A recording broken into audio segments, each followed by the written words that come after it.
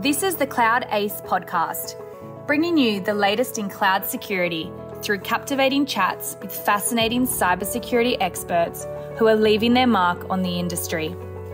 Cloud Ace is brought to you by the SANS Institute and hosted by SANS Certified Instructor Brandon Evans. And now, prepare for departure. We are cleared for takeoff. Here's your captain, Brandon Evans. Today, I get to talk to Ahmed AbuGharbia. Ahmed is a security manager and consultant at Sirius Computer Solutions, a large IT consulting firm that is a subsidiary of CDW. Prior to moving to the US and joining Sirius, Ahmed was a co-founder of SciStack Consulting, in which he provided InfoSec solutions for clients throughout the Middle East.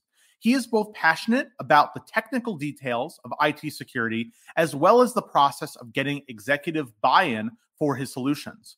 Ahmed has immense experience with AWS, holding both the AWS Solutions Architect Associate certification and the Certified DevOps Engineer Professional certification. Speaking of DevOps, Ahmed is a Certified Instructor Candidate for SANS SEC540 Cloud Security and DevSecOps Automation, which is a fantastic course detailing how security can be embedded into the software development lifecycle of organizations following DevOps practices. I'm super excited to talk about that topic and more today. So with that, welcome, Ahmed. Thank you so much for having me. Wow, that is quite an intro. You make it sound really exciting. Well, it is really exciting. And I think everybody listening today is very excited to hear what you have to say. Starting off with, tell us a little bit about your journey into the cloud and how it changed the game for you. Oh, wow. That's a loaded question right there. So before we get to the cloud, let me tell you a little bit about what happened before the cloud, right? So I was always interested in computers, even at high school. And my first milestone, or what I consider milestone, is basically learning Visual Basic 6 when I was like 7th grade or 8th grade, something like that, right? That was big. And then I started like learning more and more. I was like, hey, this is great. Like I'm kind of diving deep one level down. I used to use computers. Now I'm writing code, right? So that's really interesting. And then slowly I was reading all about the hacking stories that was happening. The movie Hackers was on, and I was like, oh, wow, this is very interesting. Look at these cool kids hacking the school and everything. So that got me into security. Messing around a little bit. So playing with Sub 7. I don't know if you remember Sub 7 back in the days. It was one of these first Trojans, messing with my friends. And then that automatically led me into saying, hey, I want to do computer science type of thing, right? So I went into college, and this is where I started to actually learn about computers, right? And I started reading more and more. And one of the interesting things that I read was an old document called Smashing the Stack for Fun and Profit. It's a very, very technical document that talks about shell codes, buffers overflow, and how that works. So that's another layer deeper into the operating systems. Now, at that point, I was like using these security tools, but not really understanding everything that happens. So I would use Sub 7 and I would enter the IP and ports. And I know that the IP is an address, right? But I wouldn't really know what that means or how it works until I started learning more about networking, right? And it's the same thing that happened when I read that document, right? I kind of started to figure out that, hey, there's like a deeper level to this.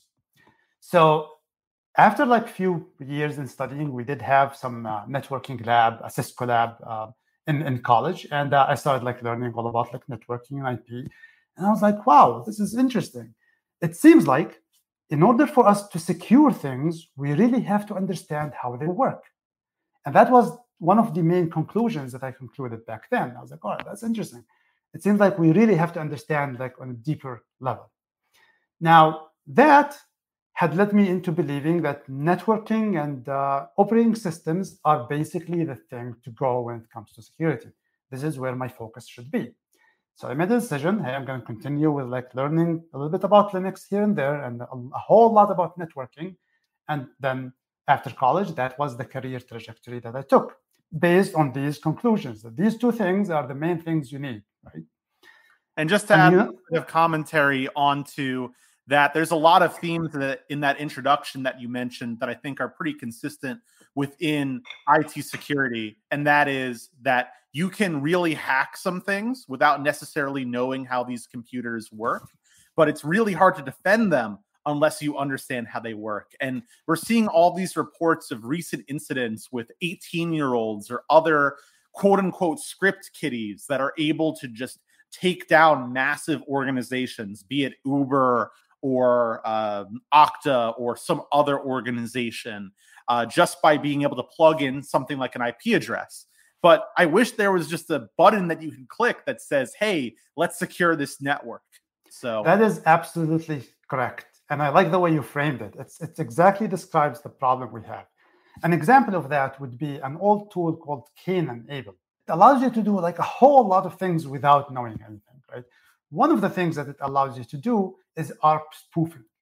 But then you really have to understand networking to understand how exactly this tool is able to trick two computers into sending communication to you so that you do a man-in-the-middle type of attack, right?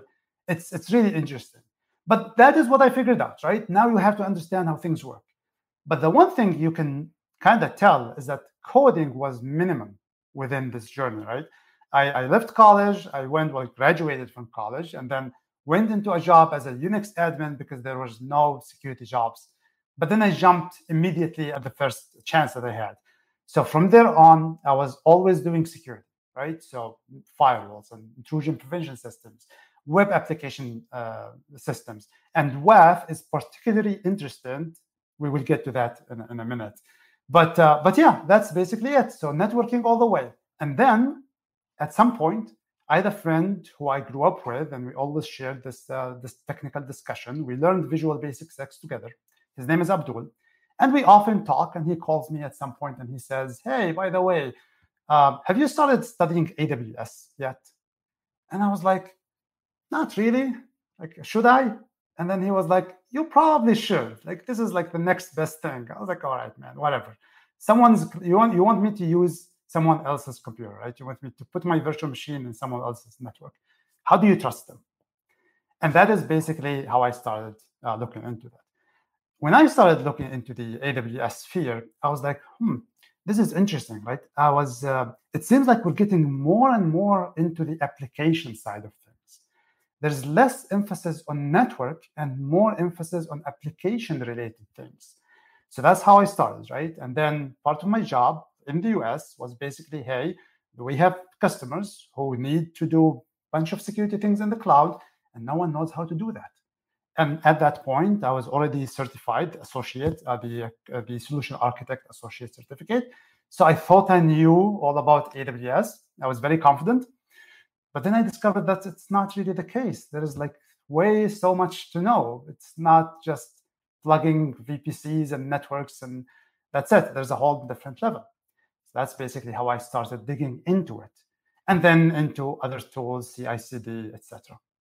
Well, when you say that you did not feel like you actually knew everything to AWS at that point, that's because no one knows everything about AWS. And that's an important takeaway that I think a lot of people still have not really fully acknowledged is like, you may be having some kind of imposter syndrome because you're like, oh, there's so much about this platform that I don't understand.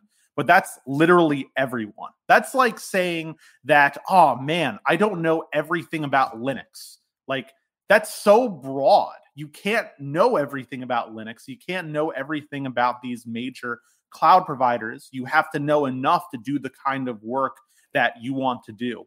And you mentioned before about how more focus is happening with the application versus the network. And when we were talking about this offline, you mentioned how traditional security is oftentimes built around the applications. We have that metaphor of the moat, and we are going to build that network moat in front of our applications. That doesn't really work when it comes to cloud applications, does it? Oh, no, it doesn't. And if you are someone like me who came from a network systems background, after like 10, 15 years in working that, you start to set some sort of like established facts, more like a belief system, if you will, that this is the right way to do security and it could work for everything, including the cloud, right? So when you first move to the cloud, you try to apply these things into the cloud. You try to say, hey, how can I surround the application again and protect it? Now, this type of mentality does two things. It works in the old world, right? It works on-prem on some systems. In the cloud, it creates, you're kind of maintaining that wall between the developer aspect or the application aspects and the security engineering aspect. In the cloud, this wall is disappearing, if not disappeared totally. Now you have to kind of shift your mentality into more engineering-like, right? So now you have to think about the application and all of the APIs. You can't just say, I'm going to surround an EC2 instance with a firewall. Well, there already is a security group, right? But then what do you do when you have a serverless application, where you have an API gateway, and that API gateway communicates to a Lambda that communicates to a DynamoDB, right? You can build that entire application completely serverless. How do you surround that application now? It just doesn't work, right? Instead, the mentality should be more on how do I learn a little bit of coding and more about the application, a whole lot about APIs, and then how do I apply or use the security features that a cloud provider provides us with. And I think that this may just be a disconnect for me personally, because I've always had that application mindset. I've been a developer for a very long time. I remember working with Visual Basic. That's something that I don't think about much anymore. And thank goodness I don't have to think about it anymore, because it wasn't exactly my favorite programming language or tooling by any means. But it seems to me, and I love your perspective about this if I'm mistaken, it seems to me like a lot of people that work in IT security have mostly focused on securing like back office infrastructure, things that are not public facing. So when someone says, okay, we're going to use some network controls to protect our API gateway, I'm like, what are you talking about? The API gateway is supposed to be public. This is how people use our application. If you lock it down at the network level, you've destroyed the application. So is that your perspective, that maybe people are just so focused on things like back-end databases or back-end HR finance systems when it comes to IT security that they just miss the forest for the trees? It is absolutely, that is absolutely correct. And the reason behind that is, as I said, the years and years of training and mentality that is kind of molded into this technical security religion, so to speak, because that is how it is being taught, and it has been taught forever, and that's what people get. And again, the same concept applies. In order to secure things, you need to understand how they work. So that concept is still true. Now, in cloud, we're trying to do exactly what we're doing on-prem, but the tools and the details are different. So we're not putting firewalls and isolating the applications anymore. We want to allow them to be not isolated. We want to allow them to be deployed faster and communicate with each other faster. But there is so much in terms of security that we can do without actually this idea of isolating or like surrounding the application. The web application firewall is a good example of that, because the web application firewall is a network device that is supposed to protect the application. And I don't know if you ever worked with one, or maybe you worked with someone who manages a WAF. Typically, the folks who manage the WAF are either security people or maybe network engineers that do not have much to do with the application side. So now you're supposed to filter out these requests, but as a security engineer, you're totally disconnected from the application. And on the application side, they're totally disconnected from security. So that was a clear sign back in the days that this is not the right way to do. Yes, a web application firewall, I didn't really see much of a value to it when I first was introduced to it as a developer. But the more I learn about security, the more I say, you know what? A web application firewall is going to look for some payloads that are malicious and block those payloads. You're probably right that there's not going to be any users signing up for my application with the name apostrophe space drop all tables from database or whatever. You know, Little Bobby Tables is not a real legal name. There's no real legitimate reason to put in that kind of payload. So surrounding your application with something that is going to block obviously bad payloads, I get the value of that. But just because the payload seems legitimate doesn't mean that it is, right? You still need authentication. authorization, those things. How could you possibly have a system that doesn't know anything about the application prevent those kinds of requests? And the answer is they can't. And yep, and the challenge is the knowledge, right?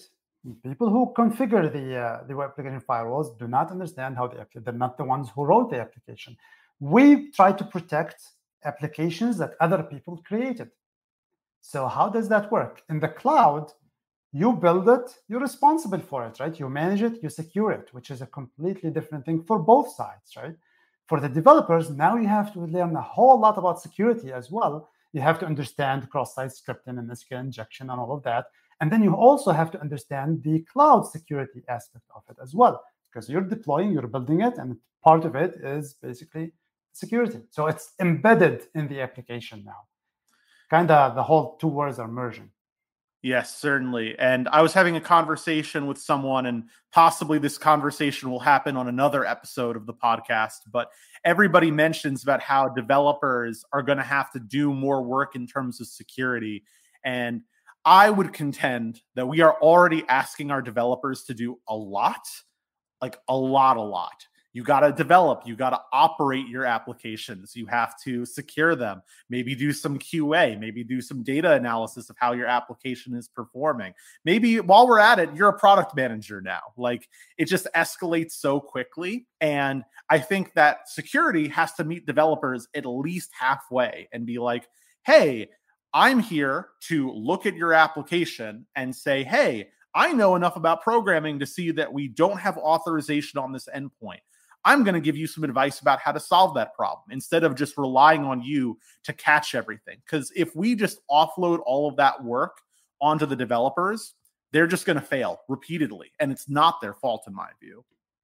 So one thing you mentioned is that security people would say, I know enough about code. That is important, because when you go to security folks and say, everything is code, now you have to learn how to code, that might sometimes seem intimidating, because you have never written code. Like in my case, I have written code always. I was never a developer, but I know how to write code, right?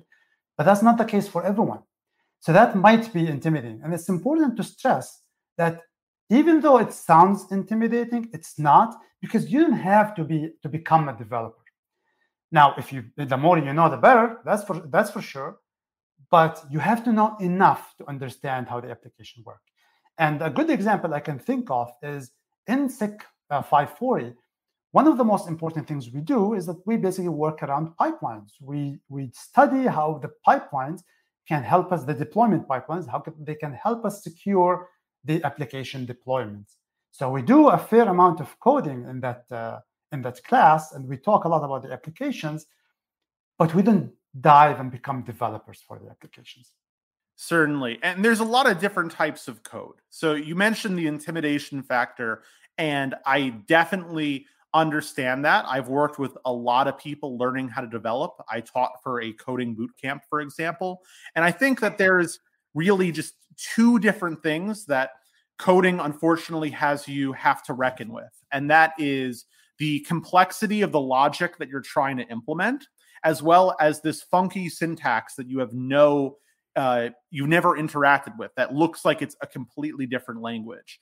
And if you separate those two things, you'll find that the logic is not even necessarily that complex, especially in the realm that you're describing, right? In 540, we're not writing application code. We're writing code that configures infrastructure and puts on some kinds of security rules. So I'd highly recommend that people start with that, because that'll help you get over the fact that the syntax looks weird. And then from there, if you're interested in doing secure code reviews, you can then learn how that syntax can easily be ported to application logic. Because if you want to do things like cloud architecture reviews or secure code reviews, you really need to know those kinds of things, even if you're not an application developer. But honestly, I think more people in security need to learn how to build apps, because more and more is on the application level. And if you don't know how to build an app, how can you possibly reach out to these people and tell them that they're doing their job wrong here? You both lack credibility, and you're probably wrong because you've never built that application, that kind of application before. But when it comes to intimidation, let's talk a little bit about your experience building out a cloud security team. When you tried to do that, were people intimidated by the cloud, or were they eager to join a team that was focused on cloud security within your organization? Oh, wow. Okay. So that was an interesting experience that I had. So before that, let me describe the organization. So we're not talking about the entire Sirius or the entire CDW. We're talking about a small group within that of roughly 100 people, right? That's the managed security services. And these are extremely smart folks who have been doing incident handling and supporting different firewalls and other security tools, etc. So they are really, really good at that. And then we see a need for cloud, and we say, all right, one person is not enough. Let's see who else can join this team, and maybe we can build a team. And I was talking to different managers, and they were saying people are kind of hesitant.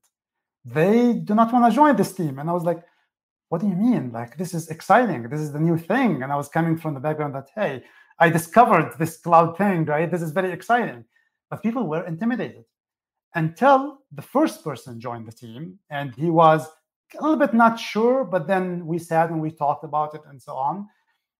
Fast forward a few years, he said, that was the best decision I ever made, to move to the cloud and start focusing on the cloud, both career-wise, but also it's really fun.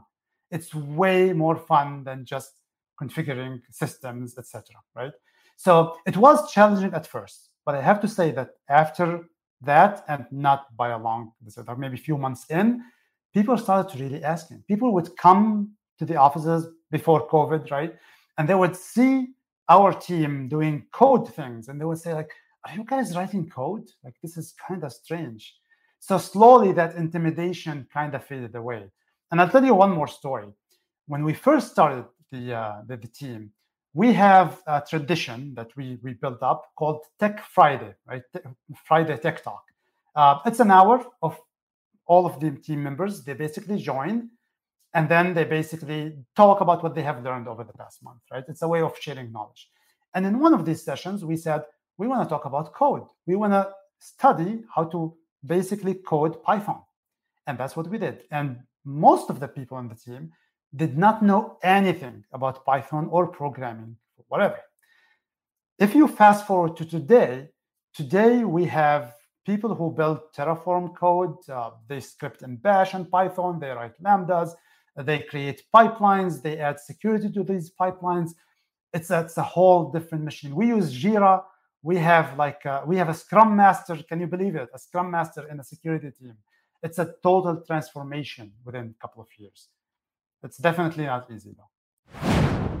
This is Eric Johnson, SANS Senior Instructor and lead author for SEC540, Cloud Security and DevSecOps Automation.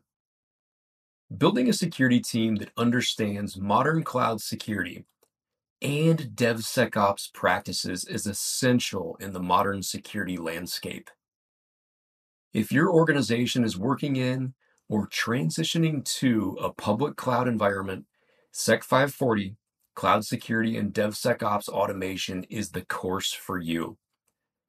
This course provides development, operations, and security professionals with a deep understanding of and hands-on experience with the DevOps methodology used to build and deliver cloud infrastructure and software.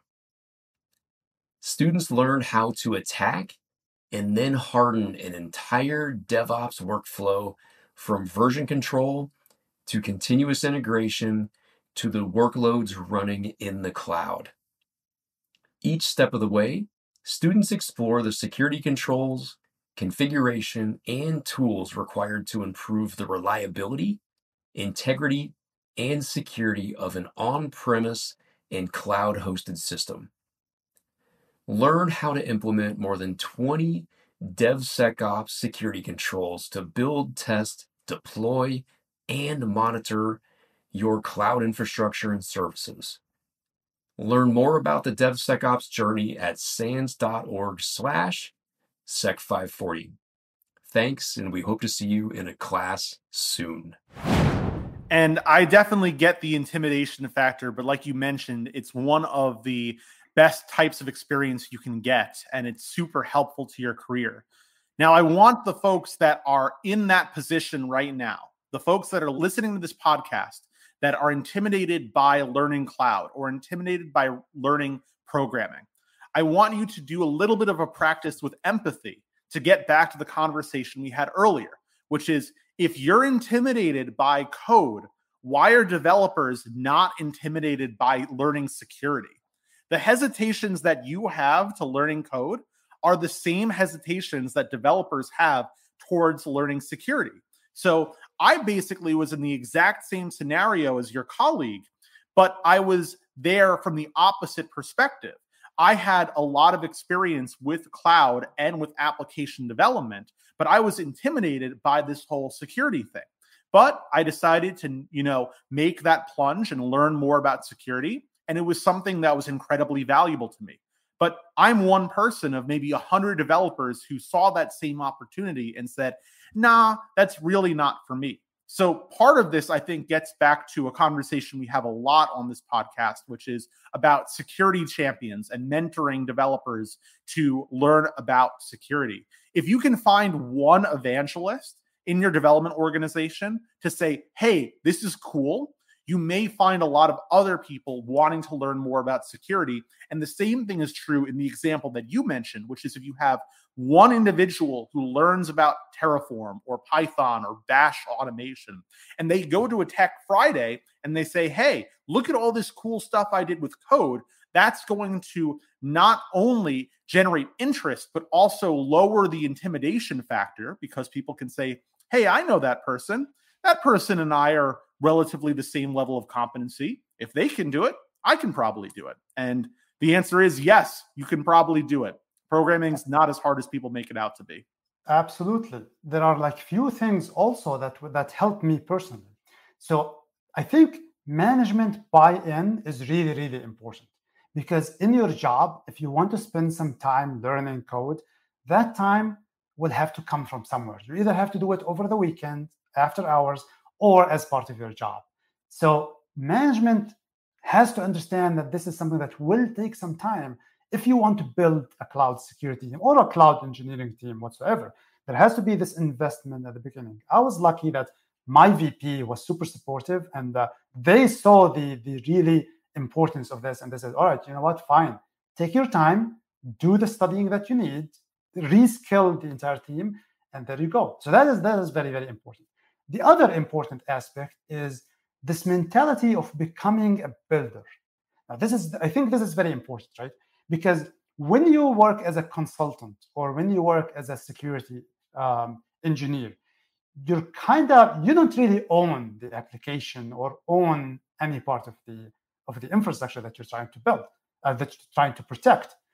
But when you start to think as an owner, like now you're building something and you have to protect it, now instead of thinking day 0 or day 1, the lunch basically as a consultant, now you're thinking about day 360, right?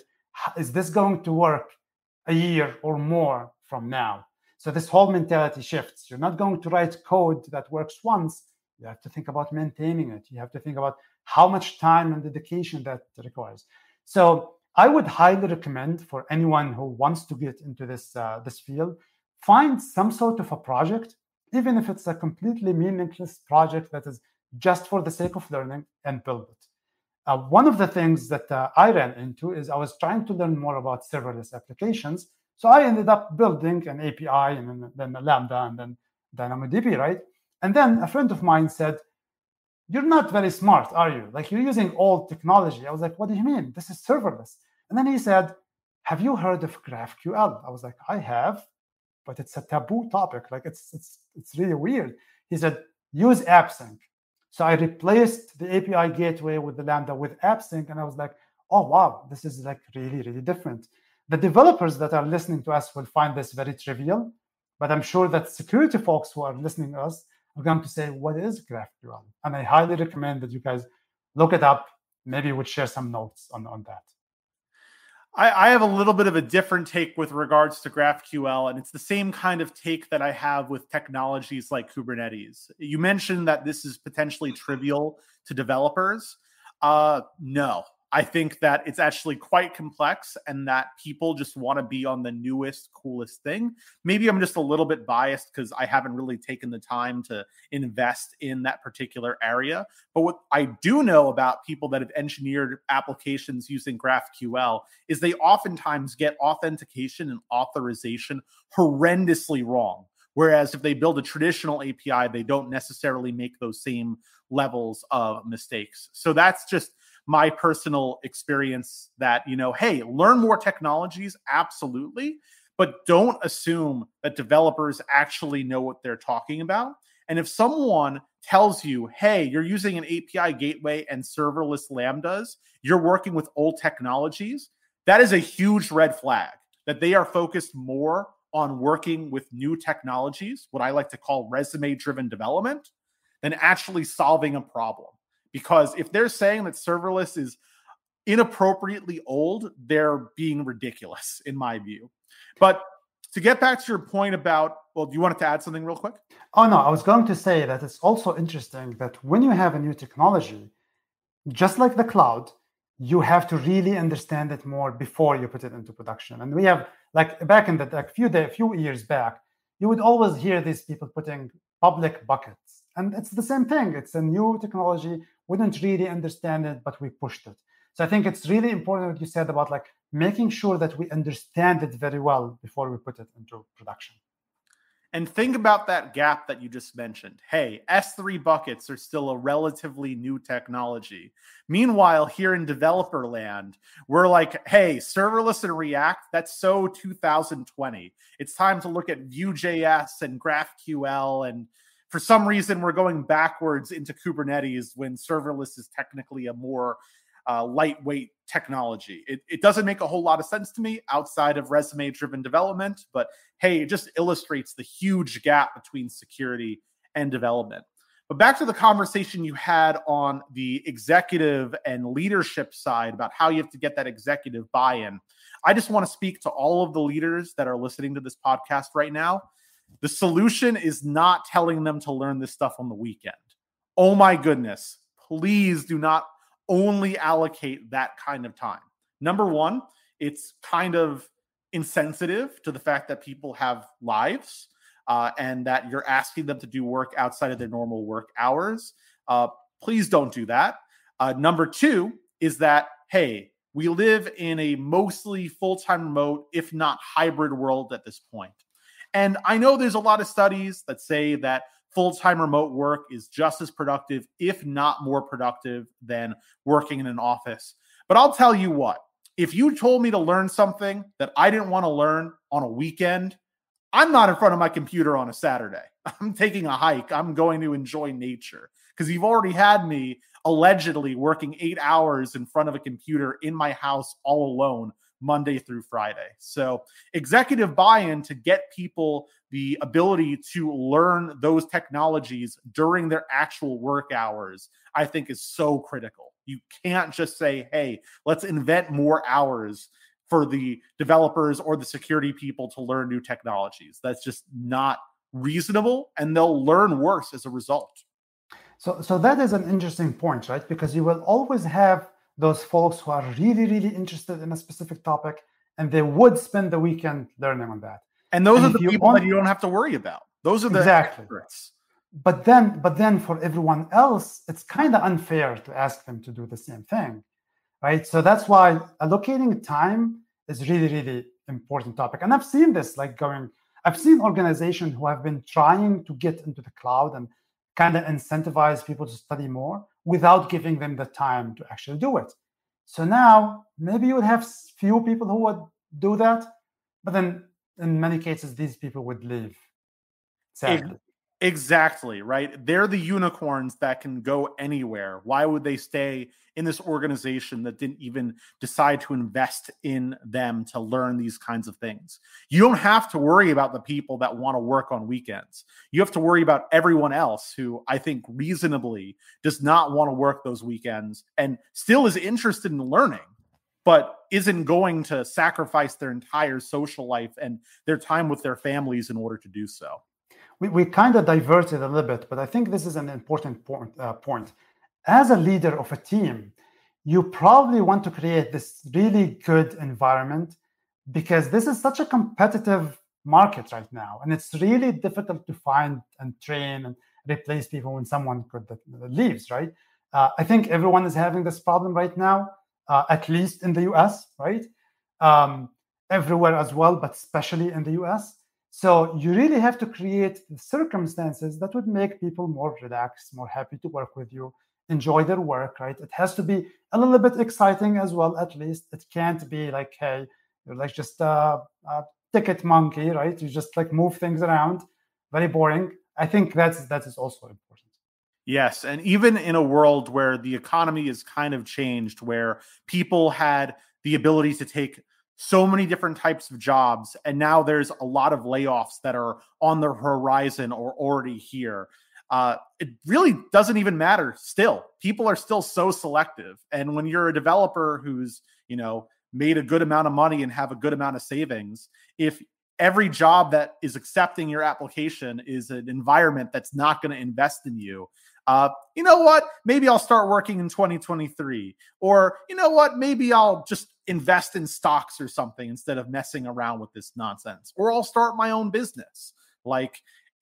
You're totally right. And even as the developers have less choices, they're electing to choose not to work for these kinds of organizations. We're just tired of wasting our time, I think, as a industry. And, it's not all about just collecting a paycheck. It's also about learning and having meaningful interactions with the world, actually contributing something that's worthwhile. I want to talk a little bit about your kind of work that you've done to contribute greatly to the world and to the industry. And one area that you work in that you mentioned earlier that I don't think we really talk enough about on the podcast, at least not until right now, is incident response. And that's partially because I've never worked in incident response. So I'm not even sure I necessarily have the right questions to ask.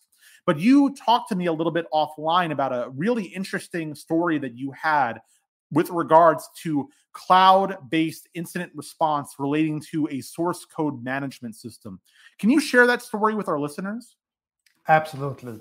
So this is a customer of ours that is a small company. You can consider it a startup. And for the most part, they have most of their infrastructure in the cloud, in AWS cloud. But they do have few things on-prem, like everything that is CI/CD related, Jenkins and other things. That's mostly on-prem, right? Now, as a small company, you always have this problem of how do you get more engineers, right?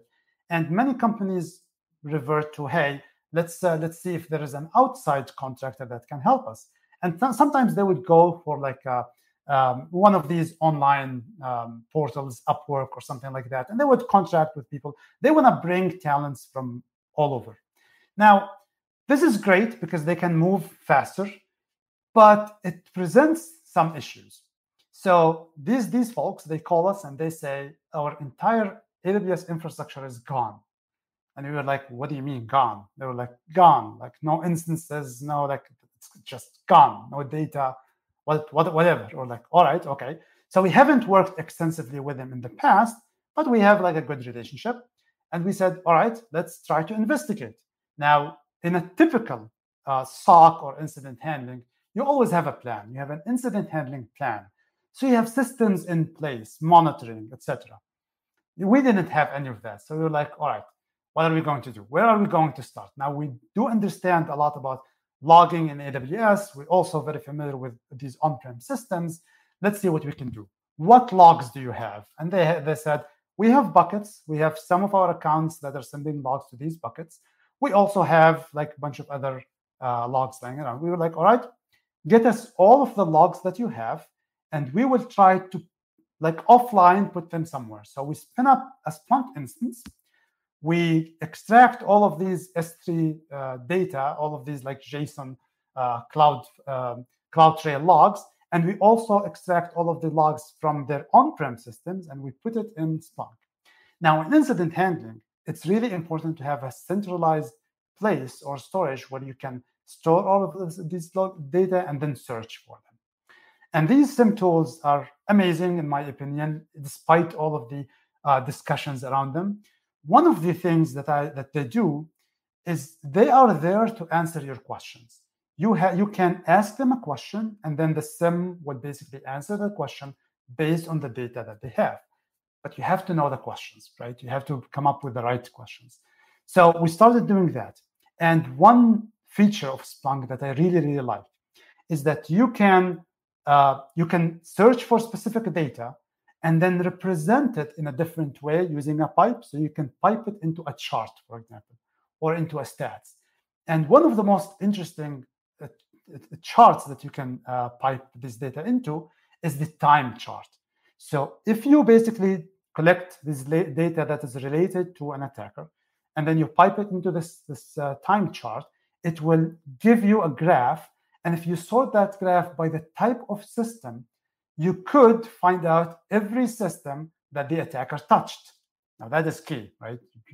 You can tell that attacker got into this system and this bucket and that, etc. So it gives you that on a time map. So you can see the progression, which is very cool, right? Long story short, we discovered that one of the accounts that was used by one of the contractors that is no longer with the company still had access to some of their internal systems through a VPN, like a remote connection of some sort. No access to the AWS cloud whatsoever, but they did have access to some of the infrastructure. And what that user did, is that they kind of found all of the other systems that talk to the cloud. So for example, if you have Jenkins, right?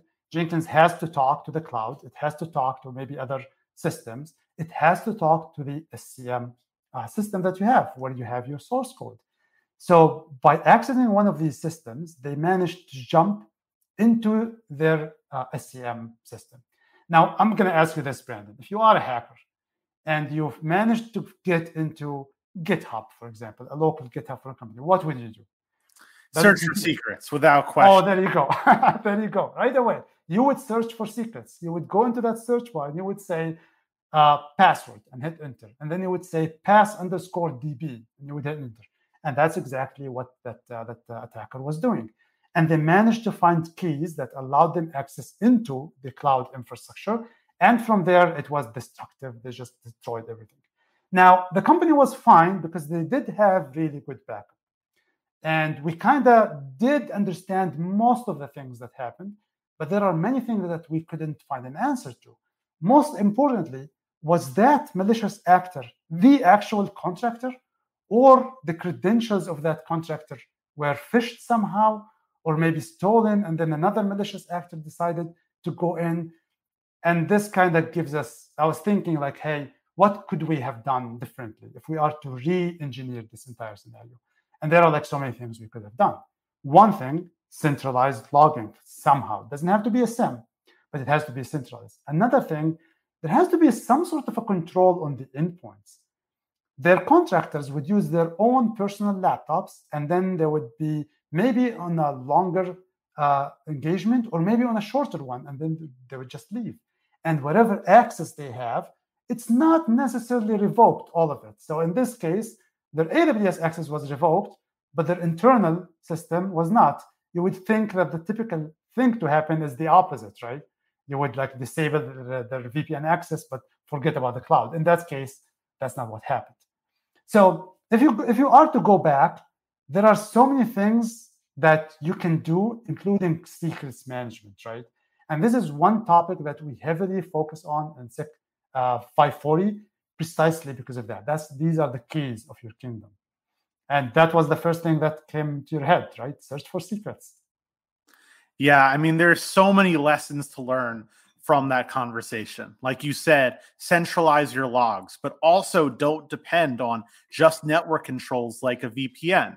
Have proper secrets management, because not only can you search for things like password, but you can potentially search for well-known patterns that these credentials have. So basically, every AWS credential follows a particular format, and there's a couple different choices, but they all start with A, and then there's a couple other prefixed characters that you could search for. Every single JSON web token starts with EY capital J. You can just search for that. So much damage can be done with just that information.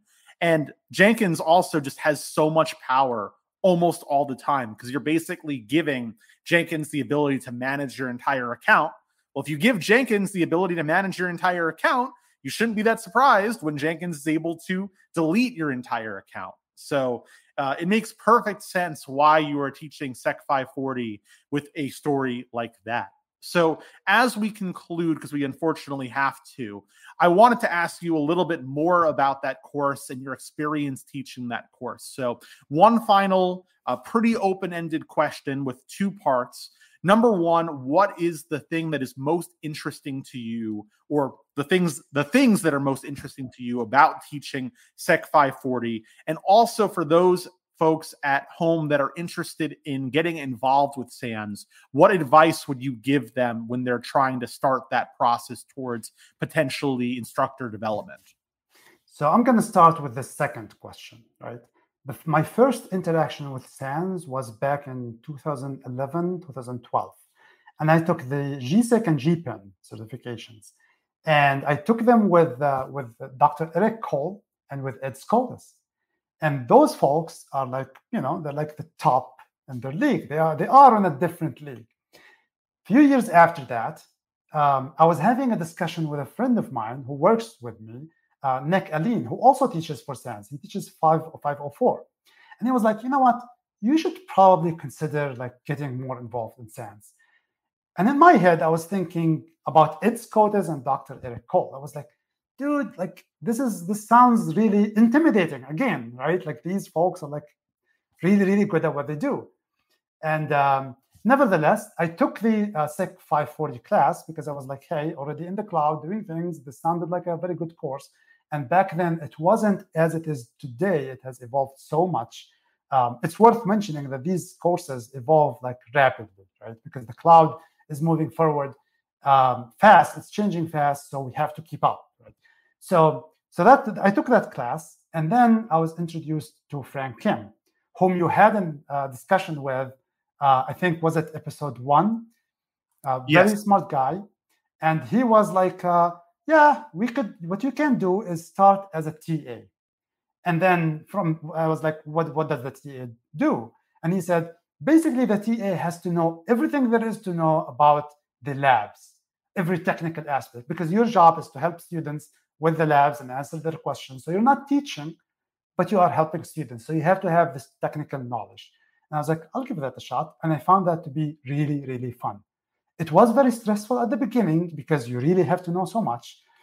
But then it was really fun. Like the feeling of like helping someone throughout the lab was really interesting. From there, I started teaching, and now I am a candidate to become a certified instructor. I am a SANS instructor right now, which is the first level of teaching for SANS. So the journey was like that, right? You take the class, you see how you feel about it, you see if you can help here or there, a TA or maybe a moderator. There's also the work-study program that SANS provides, and that is something you can apply online, where you can apply and you basically study the class, but you also help with some of the management of the class, and that gets you involved. So that is also a good way to get involved with SANS more. Now, as for the first question that you asked, what is the interesting topics? Well, when I took that class, I was in that transition period. So I already had my first 2 AWS certificates, I think, and I already started to get back into code. But then when I took the class, I was like, oh, wow, this has so much. And then immediately after that, you go, and this is a SANS promise, right? You take whatever you learned and you can apply that the following day. I could go back to my team and say, hey, guys, you know what? You could do this, this, and that with Terraform. We should probably have like some sort of an orchestrator, and we should probably plug in some of our security controls. And I was like very excited, and they looked at me as like, hey, you just took a class. Like, it kind of doesn't make sense, but it does. That's how it is with SANS. So yeah, it's very interesting. The one thing I would add about working with SANS is that you're always surrounded with really, really smart guys.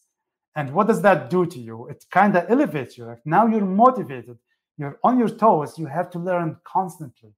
And that is basically my favorite part. You have to constantly learn and evolve and learn more. And as you said at the beginning of the discussion, nobody knows everything. Like you can't know all of AWS. But if you continue to learn every day, that is really, really satisfying, at least to me. Absolutely. The learning happens both working with SANS as well as taking a SANS course, obviously, but also teaching. It's a bi-directional conversation. It's not that you're just learning, but the instructor is also learning from you in those conversations. And as hard as it may be for you to believe, I guarantee you that you taught Ed Scotus something that week. He learned something about your experience that I'm sure he was able to use in another context within his work. So anyone who's taking a class like that, the teacher is learning from you as well. Well, I really appreciate you for taking the time, Ahmed. This was a fantastic conversation. And where can we find you on social media? Oh, so the best place to find me is LinkedIn. That's where I'm mostly active. So I'll drop the link. I do not use other social medias a lot yet. I should probably do, but LinkedIn is where I'm mostly active. That's the exact same thing for me. I know I have to get more active on Twitter, but I just really, really don't want to. But folks want to help motivate me, you can follow me at Brandon Max Evans. And maybe once I have 2,000 followers, maybe I'll actually put some effort into it. But thank you so much for joining us today. If you want to learn more about SEC540 and the other great courses that we have here at SANS, you can go to sans.org/cloud. And I really appreciate the conversation we had today. It was fantastic. I hope you have a wonderful rest of your day. Absolutely. Thank you so much. I really appreciate it. It's always fun to talk tech stuff. Thank you so much.